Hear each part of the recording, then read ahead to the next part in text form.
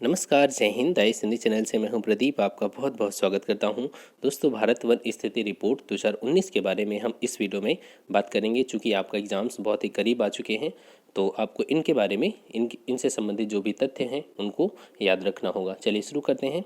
आप जानते हैं कि वन स्थिति रिपोर्ट किसके द्वारा जारी किया जाता है? तो एक संस्था है भारतीय वन सर्वेक्षण, जो कि पर्यावरण, वन और जलवायु परिवर्तन मंत्रालय के तहत आती है। यह भारत वन स्थिति रिपोर्ट हर बार जारी करती है। तो यहाँ पर इस बार 30 दिसंबर 2019 को हर दूसरे साल के गैप के आधार पे इस रिपोर्ट को जारी किया गया। मतलब कि ये जो भारत वन स्थिति रिपोर्ट है वो हर 2 साल के गैप पे जारी की जाती है। और ये जो प्रक्रिया है हर 2 साल के अंतराल पे जारी करने वाली, ये कब से शुरुआत हुई? 1987 से। ठीक है, भारतीय वन सर्वेक्षण इसको हर 2 साल के गैप पे जारी करता है। तो 2000 अभी लेटेस्ट वाली 2019 की है, 30 दिसंबर 2019 को जारी किया गया। और इससे पहले वाली कब की थी? 2017 की। ठीक है, और याद रखना 2019 में जो जारी की गई वह इस सीरीज की 16वीं वन रिपोर्ट है। ठीक है, 16वीं वन रिपोर्ट है। और जो 15वीं द्विवार्षिक रिपोर्ट थी वो 2017 में जारी की गई थी। इसको जारी किसने किया? जो इस समय हमारे केंद्रीय पर्यावरण मंत्री प्रकाश जावड़ेकर, इन्होंने जारी किया है। ठीक है, उसी समय इन्होंने कहा कि भारत विश्व के उन देशों में शामिल है जहां पर्यावरण की गुणवत्ता निरंतर बढ़ रही है तथा वनावरण भी बढ़ रहा है। कैसे बढ़ रहा है वो हम डेटा में देखते हैं। इस जो रिपोर्ट है इसमें क्या क्या बताया गया? तो इसमें बताया गया कि भारत में वन क्षेत्र कितना है, वृक्षावरण कितना है। देखिए, वन क्षेत्र और वृक्षावरण में क्या अंतर है? वन क्षेत्र का मतलब सरकार ने जिस एरिया को फॉरेस्ट के रूप में घोषित किया है, और जो वृक्षावरण है उसमें हम सड़क के किनारे पौधे जो होते हैं, पेड़ होते हैं, उनको भी इंक्लूड करते हैं। बाकी जो पेड़ होते हैं जो वन क्षेत्र से बाहर होते हैं उनको हम ट्री कवर के रूप में शामिल करते हैं, जबकि जो वन क्षेत्र है उनको हम फॉरेस्ट एरिया के रूप में शामिल करते हैं। ठीक है, चलिए। इसमें मैंग्रोव क्षेत्र कहाँ कहाँ पर भारत में है, कितना एरिया उनका है? वन क्षेत्रों के अंदर और बाहर बाहर बढ़ते कार्बन स्टॉक, क्योंकि आप जानते हैं कि वनों का एक प्रमुख काम क्या है? कार्बन को स्टोर करना, कार्बन स्टॉक।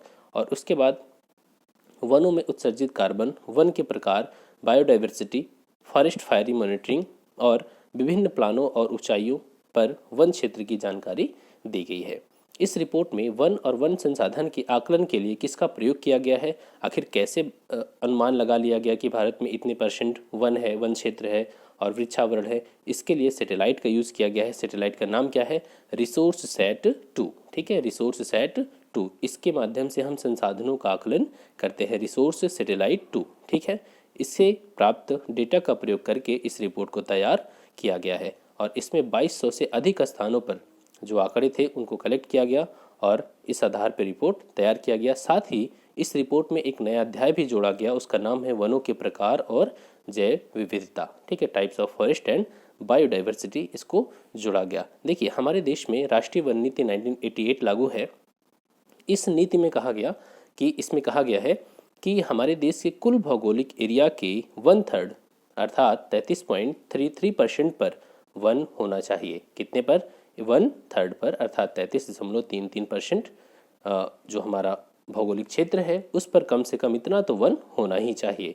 लेकिन अभी भी हम लक्ष्य से बहुत ही दूर हैं। 2019 का जो रिपोर्ट है, फॉरेस्ट सर्वे ऑफ इंडिया की रिपोर्ट है, उसमें अब अगर केवल वन क्षेत्र की बात करें तो देखिए 7,12,249 किलोमीटर है, जो कि हमारे कुल भौगोलिक क्षेत्रफल के, इंडिया के कुल भौगोलिक क्षेत्रफल का 21.67 21.67% ही है। ठीक है, और जबकि अगर हम वृक्षावरण की बात करें तो वृक्षावरण 95,027 स्क्वायर किलोमीटर है यहाँ पर जो ट्री कवर है, और ये हमारे कुल भौगोलिक क्षेत्रफल का 2.89% है। इस तरीके से अगर यहाँ पर इन दोनों को ऐड कर दें आप, जो कुल भौगोलिक क्षेत्रफल का 21.67% है फॉरेस्ट कवर और ट्री कवर 2.89%, तो अगर अब हम बात करें तो भारत में कुल वृक्षावरण और यहाँ पर जो वन क्षेत्र है दोनों को मिला दें, ऐड कर दें, तो कितना बन जाएगा आपका? हमारे कुल भौगोलिक क्षेत्रफल के 24.56% एरिया पर वन क्षेत्र और वृक्षावरण दोनों है। अगर आपसे अलग अलग पूछा जाता है कि वन क्षेत्र कितने पर है, तो वन क्षेत्र टोटल है 21.67% पर। वृक्षावरण कितने % एरिया पर है, तो 2.89% है। और अगर दोनों मिला के पूछा जाता है तो ये हो जाएगा 24.56%। क्लियर हो गया? चलिए आगे देखते हैं। वनों के वर्गीकरण को अति सघन, मध्यम घन वाले वन और खुले वन तीन भागों में बांटा गया है, जिनमें मध्यम घने वन कुल भौगोलिक क्षेत्रफल पर कितने परसेंट एरिया में सबसे अधिक हैं? 9.38। कुल वनों में सबसे ज़्यादा वन कौन से हैं? तो आप यहाँ देख सकते हैं जो मध्यम घन वन है वो सबसे ज़्यादा है। ठीक है, कुछ वन ऐसे होते हैं जो बहुत ही घने होते हैं, कुछ मध्यम घने होते हैं और कुछ खुले वन होते हैं। तो सबसे ज़्यादा एरिया पर हमारे 9.38% पर जो मध्यम घने वन है वो हैं। क्लियर। चलिए आगे देखें। वन क्षेत्र 3976 किलोमीटर वर्ग स्क्वायर किलोमीटर स्क्वायर मतलब कि 0.65% एरिया पर वृक्ष आच्छादित क्षेत्र में 1212 वर्ग किलोमीटर तथा कुल वन और वृक्ष आच्छादित क्षेत्र में 0.65% अर्थात 5188 किलोमीटर की वृद्धि 2017 की तुलना में हुई है। अब यहाँ पर ध्यान से देखिए ये क्या कह रहा है कि जो हमारा ट्री कवर है और उसमें और वन और वृक्ष आच्छादित क्षेत्र में मतलब दोनों मिला के कितनी वृद्धि हुई है। अगर आपसे ये पूछा जाता है कि 2017 की तुलना में 2019 में कितने परसेंट एरिया पर या कितने स्क्वायर किलोमीटर पर ये वनावरण में वृद्धि हुई है, तो आपका आंसर क्या हो जाएगा? वनावरण और वृक्षावरण दोनों को मिला के। ध्यान से देखिएगा, इसमें दो पॉइंट हैं। एक है वन क्षेत्र में वृद्धि, तो वन क्षेत्र में वृद्धि हुई है 0.65% या उसी को 3967 वर्ग किलोमीटर कह सकते हैं। और अगर आपसे ये पूछा जाए कि वृक्षादन में कितना वृद्धि हुई है, तो 1212 किलोमीटर। और दोनों को मिला करके कितने परसेंट की वृद्धि हुई है, तो आप यहाँ देख सकते हैं 5188, जो कि 0.65% के करीब आता है। ठीक है, ये है इंक्रीज, कितना वृद्धि हुई है 2017 की तुलना में 2019 में। क्लियर। भारत में राज्यों के क्षेत्रफल की दृष्टि से बात करें, देखिए जब भी एरिया की बात आएगी ना तो आप बड़े स्टेट को चुनेंगे। ठीक है, यहाँ पर मतलब कि जैसे कि एमपी है, तो एमपी का जितना एरिया है उसके एरिया के हिसाब से सबसे ज़्यादा वन कहाँ पर है। ठीक है, मतलब एमपी के एरिया के हिसाब से उस पर कितना वन है, यूपी में यूपी का जितना एरिया है क्षेत्रफल के हिसाब से कितना वन है। तो जब भी क्षेत्रफल की बात आएगी तो आप बड़े स्टेट को चुनेंगे। भारत में राज्यों में क्षेत्रफल की दृष्टि से सर्वाधिक वन कहाँ पर है? मध्य प्रदेश में। ठीक है, क्षेत्रफल के दृष्टिकोण से, जिसके कुल भूक्षेत्र का 77.48 वर्ग किलोमीटर क्षेत्रफल क्या है? वनावरण है। ठीक है, वहीं अरुणाचल प्रदेश 66.688 वर्ग किलोमीटर स्क्वायर के साथ दूसरे तथा छत्तीसगढ़, ये एक सेकेंड, ये जो है ना ये पॉइंट नहीं है, यहाँ पर इन्होंने मिसप्रिंट किया है। ये 77,482 स्क्वायर किलोमीटर क्षेत्र पर वनावरण है, और जबकि अरुणाचल प्रदेश जो है वो 66,688 वर्ग किलोमीटर स्क्वायर के साथ दूसरे स्थान पर है, और जबकि 55,611 किलोमीटर स्क्वायर के साथ छत्तीसगढ़ तीसरे स्थान पर है। मतलब ध्यान से देखिएगा, अगर आपसे क्षेत्रफल के दृष्टिकोण से पूछा जाए तो पहले नंबर पर मध्य प्रदेश, दूसरे नंबर पर अरुणाचल प्रदेश और तीसरे नंबर पर कौन? छत्तीसगढ़। ठीक है, अब यहाँ पर बात करें परसेंटेज के हिसाब से। जब भी परसेंटेज की बारी आएगी तो आप छोटे स्टेट को चुनेंगे। तो यहाँ पर देखिए सर्वाधिक वनावरण परसेंटेज की बात करें तो मिजोरम में सबसे ज़्यादा, मिजोरम का जितना भी एरिया है उसके परसेंटेज के हिसाब से 85 पॉइंट्स, यहाँ पर देखें 85.417% पर वन ही वन वहाँ पर पाए जाते हैं। तो कहने का मतलब परसेंटेज के हिसाब से मिजोरम टॉप पर है, और फिर आता है अरुणाचल प्रदेश सेकंड नंबर पे, और थर्ड नंबर पे यहाँ आता है मेघालय। ठीक है, परसेंटेज के हिसाब से मिजोरम, अरुणाचल प्रदेश और मेघालय। ठीक है, अब यहाँ पर बात करें कि किन राज्यों में वनों में सबसे ज़्यादा वृद्धि हुई है। तो अगर 2019 की रिपोर्ट के अनुसार देखें तो सबसे ज़्यादा वन क्षेत्रफल में वृद्धि करने वाला राज्य कौन सा है? कर्नाटक, जहां पर 1025 किलोमीटर स्क्वायर में इसकी वृद्धि हुई है वन क्षेत्र में। और उसके बाद सेकेंड नंबर पे आता है आंध्र प्रदेश, और केरल आता है थर्ड नंबर पे। तो वृद्धि करने वाले स्टेट कौन कौन से हो गए? कर्नाटका, आंध्र प्रदेश और केरल, तीनों साउथ इंडिया के स्टेट हैं। ठीक है, यहाँ पर देख लें एक बार, कर्नाटका हो गया, आंध्र प्रदेश हो गया और केरला हो गया। चलिए आगे चलते हैं। पर्वतीय जिलों में वनावरण इन जिलों के कुल भौगोलिक क्षेत्रफल का 40.30% है। देखिए ध्यान से देखिएगा, अगर हम पर्वतीय जिलों की बात करें तो यहाँ पर जो वनावरण है वो कुल भौगोलिक क्षेत्रफल का कितना है? 40.30% है। और देश के 140 पर्वतीय जिलों में 544 स्क्वायर किलोमीटर की वृद्धि दर्ज की गई है वनों के एरिया में। क्लियर। चलिए अब यहाँ पर पूर्वोत्तर की बात करें। पूर्वोत्तर राज्यों में असम एवं त्रिपुरा राज्य के अलावा अन्य सभी राज्यों में वन क्षेत्रों में रिकॉर्ड 765 वर्ग किलोमीटर की कमी आई है। इसके पीछे रीज़न क्या है? इसके पीछे रीज़न ये है कि वहाँ पर झूम कृषि, शिफ्टिंग कल्चर जो की जा रही है, उसकी वजह से वहाँ पर क्या करते हैं, वो वनों को काटते हैं। स्लैश एंड बर्न कृषि भी इसको कहते हैं, क्योंकि वहाँ पर जला देते हैं, फिर वहाँ खेती करते हैं, फिर कुछ समय बाद वो दूसरे एरिया में चले जाते हैं। तो यहाँ पर ध्यान से देखें आप, तो नॉर्थ ईस्ट के जितने भी 7 सिस्टर्स हैं उसमें असम और त्रिपुरा को छोड़ दें तो बाकी सभी स्टेट्स में वन क्षेत्र में कमी आई है। ठीक है। उत्तर पूर्वी क्षेत्रों में कुल वन इसके भौगोलिक क्षेत्रफल का 65.65% है। अगर हम केवल नॉर्थ ईस्ट की बात करें तो वहाँ का जितना एरिया है उसके एरिया के हिसाब से वहाँ पर 65.65% वन है। ठीक है। चलिए आगे देखें। वनों पर ईंधन के लिए निर्भरता वाले राष्ट्रों में महाराष्ट्र प्रथम राज्य है। आज भी हमारा देश जो वन है उससे प्राप्त ईंधन पर ज़्यादा निर्भर है। तो और अगर इस दृष्टिकोण से बात करें कौन सा स्टेट ऐसा है जो सबसे ज़्यादा वनों से प्राप्त ईंधन पर निर्भर है, तो वो है महाराष्ट्र। और इसके बाद देखिए, जबकि उड़ीसा और राजस्थान क्रमशः दूसरे और तीसरे स्थान पर है। कहने का मतलब वनों से प्राप्त ईंधन पर निर्भर रहने वाले राज्यों में महाराष्ट्र प्रथम है, उड़ीसा सेकेंड है और राजस्थान थर्ड है। क्लियर। चारे के लिए निर्भरता के लिए एमपी टॉप पर है, मतलब कि एमपी चारे पर ज़्यादा निर्भर है, चारे के लिए वनों पर, और महाराष्ट्र द्वितीय और गुजरात तीसरे स्थान पर। ठीक है। आगे देखते हैं लघु इमारती लकड़ी के लिए निर्भरता। अगर हम इमारती लकड़ियों की बात करें, जैसे कि जो बेड वगैरह बनाए जाते हैं, बहुत सारी चीज़ें, इसके लिए निर्भरता में मध्य प्रदेश प्रथम, गुजरात द्वितीय और महाराष्ट्र तीसरे नंबर पे है। बांस के लिए निर्भरता की बात करें तो बांस मध्य प्रदेश इसके लिए टॉप पर है और छत्तीसगढ़ दूसरे नंबर पे और गुजरात तीसरे नंबर पे। ठीक है। चलिए आगे देखते हैं। इस रिपोर्ट की बात करें 2017 और 19 यहाँ पर कंपेयर करते हैं तो देखें तो 2017 से 19 के दौरान कुल बांस में 3229 किलोमीटर स्क्वायर में वृद्धि दर्ज की गई है। कहने का मतलब जो बांस का एरिया है उसको अब उसमें तेज़ी से वृद्धि हो रही है। कितने किलोमीटर स्क्वायर की वृद्धि हुई है? तो 3229 किलोमीटर स्क्वायर की 2017 की तुलना में 2019 की रिपोर्ट में वृद्धि दर्ज की गई है। ठीक है। अब अगर बात करें अधिकतम बांस वाले राज्य कौन कौन से हैं, तो यहाँ पर सबसे पहले नंबर पे आता है मध्य प्रदेश, फिर आता है महाराष्ट्र और फिर आता है अरुणाचल प्रदेश। क्लियर। चलिए आगे चलें।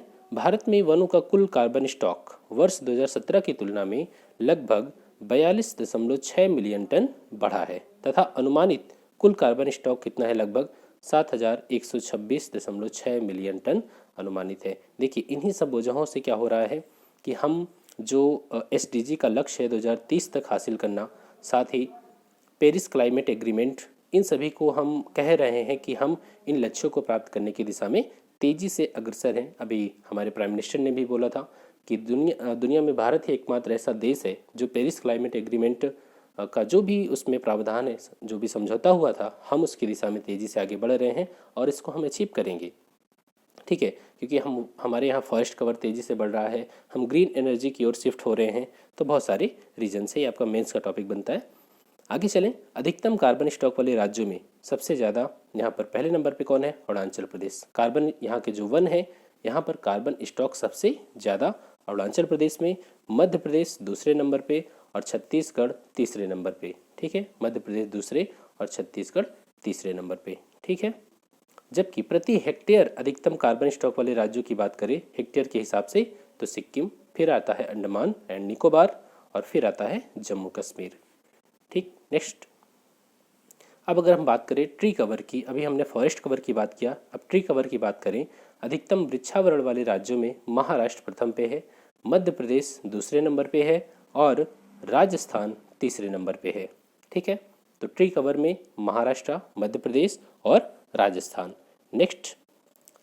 अधिकतम वृक्षावरण प्रतिशत के रूप में, ये तो था एरिया के हिसाब से। अब अगर हम परसेंटेज के हिसाब से देखें तो इसमें चंडीगढ़ प्रथम स्थान पे है और दिल्ली दूसरे नंबर पे और केरला तीसरे नंबर पे आता है। ठीक है। जब भी परसेंटेज की बात होगी तो यहाँ पर हम चंडीगढ़ प्रथम, दिल्ली दूसरे नंबर पे और केरल तीसरे नंबर पे है। अब अगर हम मैंग्रोव की बात करें तो मैंग्रोव सबसे ज़्यादा मैंग्रोव वाला राज्य कौन सा है? पश्चिम बंगाल। ठीक है। पश्चिम बंगाल में सबसे ज़्यादा मैंग्रोव वनस्पति पाई जाती है, जिसका कुल क्षेत्रफल कितना है, 2112 किलोमीटर स्क्वायर है। ठीक है। देश में मैंग्रोव वनस्पति में वृद्धि दर्ज की गई है 2016 की तुलना में 2019 में कितने परसेंट एरिया, 54 वर्ग किलोमीटर एरिया में वृद्धि हुई है, जो कि आता है 1.10%। ठीक है, 10%, इतने एरिया में वृद्धि दर्ज की गई है 2019 में। अब यहाँ पर ध्यान से देखें आप, देश में कुल मैंग्रोव वनस्पति कितना है, तो ये है 4795 किलोमीटर स्क्वायर एरिया में। ठीक है, जबकि वृद्धि कितनी हुई है, 54 वर्ग किलोमीटर स्क्वायर की। आगे चलते हैं। वन स्थिति रिपोर्ट 2019 में global forest resource assessment report के अनुसार, मतलब ये जो रिपोर्ट है, भारत विश्व में सर्वाधिक वन क्षेत्रफल वाले देशों में भारत 10वें नंबर पर विद्यमान है। कहने का मतलब, अगर आप दुनिया में सभी देशों की एक लिस्ट बनाएंगे जहां पर सबसे ज़्यादा वन है, तो उसमें भारत 10वें नंबर पर आता है। ठीक है, और पहले नंबर पे कौन है, पहले नंबर पे रसिया है, क्योंकि रसिया का एरिया बहुत बड़ा है। ठीक है, इस वजह से वहाँ पर वन की जो परसेंटेज के हिसाब से हम देखेंगे, एरिया के हिसाब से, तो रूस टॉप पर है, मतलब वहाँ सबसे ज़्यादा वन है, और भारत इस दृष्टिकोण से 10वें नंबर पे आता है। चलिए, अब हम बात करेंगे बिहार स्पेशल के बारे में और वहाँ से संबंधित कुछ रिपोर्ट्स। जो भी डेटा है इसको आप याद रखें। बिहार राज्य के कुल भौगोलिक क्षेत्रफल का 7.76% का जो एरिया है, कितना, 7.76% का एरिया वनाच्छादित है। क्या है, फॉरेस्ट कवर है।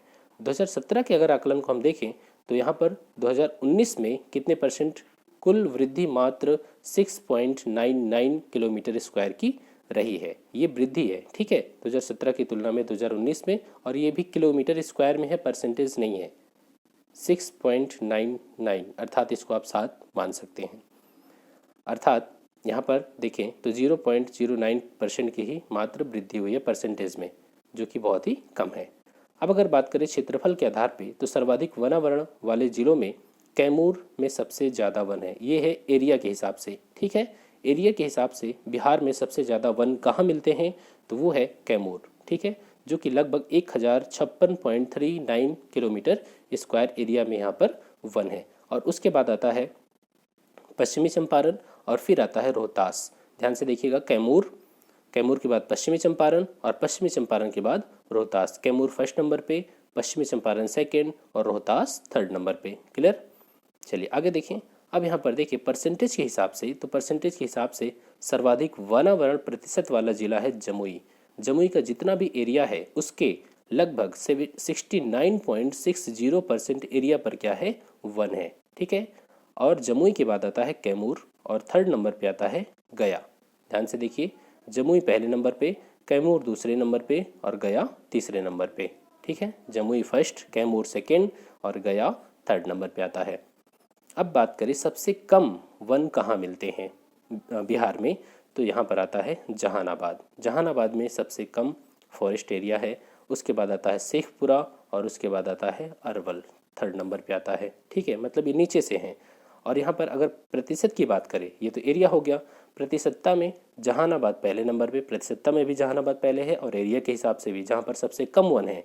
ठीक है, और दूसरे नंबर पर प्रतिशतता में शेखपुरा आ जाता है, क्योंकि शेखपुरा का एरिया बहुत छोटा है। ठीक है, शेखपुरा का एरिया, क्षेत्रफल बहुत छोटा है। शेखपुरा, जहानाबाद, और थर्ड नंबर पे आता है गोपालगंज। क्लियर। आगे चलते हैं। 2017 से 19 के दौरान रोहतास जिले में वनों में सर्वाधिक कमी दर्ज की गई है। तो अगर ये पूछा जाए कि बिहार में सबसे कम, मतलब कि सबसे वनों में सर्वाधिक कमी होने वाला कौन सा जिला है, तो वो है रोहतास, जहाँ पर 33.77% की कमी दर्ज की गई, मतलब 1/3 वन वहाँ पर ख़त्म हो गए। जबकि अगर हम ये बात करें कि सबसे ज़्यादा वृद्धि कहाँ दर्ज की गई है, तो वो है बांका जिला। बांका जिला में सबसे ज़्यादा वृद्धि दर्ज की गई है वनों में पिछले 2 साल में, लगभग 20.73, मतलब 73%, 20.73% की वृद्धि दर्ज की गई है। ठीक है, तो दोस्तों ये रहा फॉरेस्ट कवर से संबंधित सारा डेटा, और आप, आई होप कि आप इसे याद कर लेंगे। 1-2 बार वीडियो भी देख लेंगे तो ये आपके दिमाग में, क्योंकि सुनी हुई चीज़ें ज़्यादा याद रहती हैं, और इसको चूँकि हम देख भी रहे हैं तो डेटा भी हमारी आंखों के सामने गुजर रहा है, तो आपको एग्ज़ाम में कहीं ना कहीं ये याद आ जाएगा। ठीक है, तो मिलते हैं नेक्स्ट वीडियो में। Thanks for watching, keep smiling.